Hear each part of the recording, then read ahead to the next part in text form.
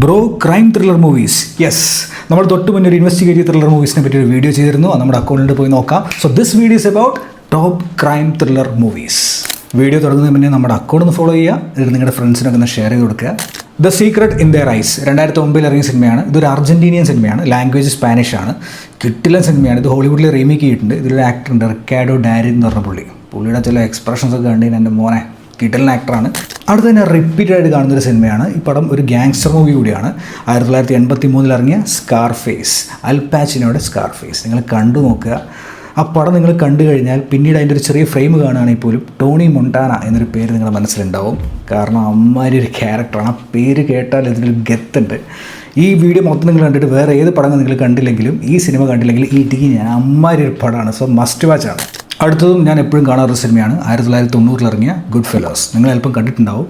The legendary Martin സ്കോർസെസിയുടെ സിനിമയാണ്. നിങ്ങൾക്ക് Angamaly diaries പോലെ സിനിമകളൊക്കെ ഇഷ്ടമാണെങ്കിൽ ഈ പടം ഒരു മസ്റ്റ് വാച്ചാണ്.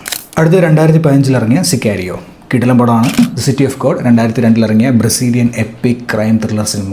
ഇപ്പോഴും ഒരുപാട് പേര് പഠിക്കുന്നൊരു സിനിമയാണ്. പിന്നെ നിങ്ങൾ ഈ നോർവേയൻ സിനിമാസ്, അതായത് നോർവേയിലുള്ള സിനിമകൾ കാണാൻ താല്പര്യമുണ്ടെങ്കിൽ ഒരു കിടിലം പടമാണ് ഹെഡ് ഹണ്ടേഴ്സ്. പിന്നെ കൊറിയൻ ക്രൈം ത്രില്ലേഴ്സ് ആണെങ്കിൽ മിക്കതും നിങ്ങൾ കണ്ടിട്ടുണ്ടാവും. എങ്കിലും ഒരിക്കലും മിസ്സാക്കാൻ പറ്റുന്നൊരു പേരാണ് ഓൾഡ് ബോയ്. ഇനിയും ഒരുപാട് സിനിമകളുണ്ട്. നിങ്ങൾക്ക് അറിയുന്ന സിനിമകൾ നമ്മുടെ കമൻറ്റ് ബോക്സിൽ കമൻറ്റ് ചെയ്യുക. സോ നിങ്ങൾക്ക് വീഡിയോ ഇഷ്ടമെങ്കിൽ ഫോളോ ചെയ്യുന്ന സ്ട്രൈക്സ്. See you in the next video.